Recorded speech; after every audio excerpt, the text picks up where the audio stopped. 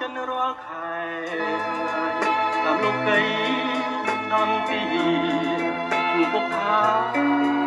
រងលួយយាយស្រីសាវានាំទុកព្រួយរុញជួយអរ៉ា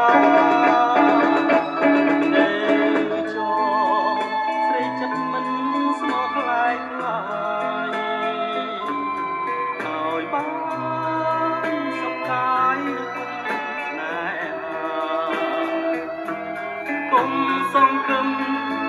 វិលមកវិញណាកាយជីវ៉ាបងសុរថាស្នេហាខ្លាំងមិនស្មោ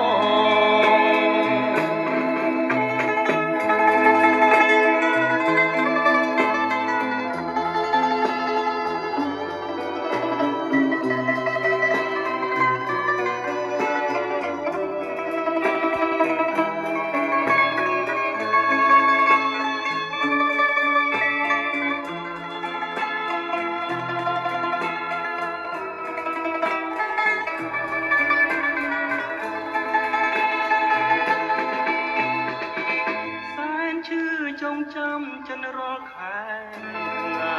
តាមលោកីអនទីជួបបុប្ផារលួយ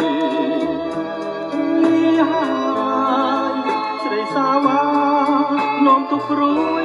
រុញជួយអរ៉ា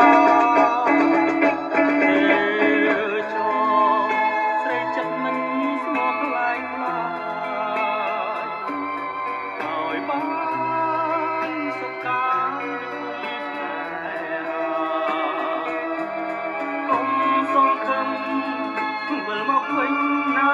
កាយជីវ៉ាមកសុរទុក្ខាស្នេហាខ្លាយខ្លាយមិនស្មោ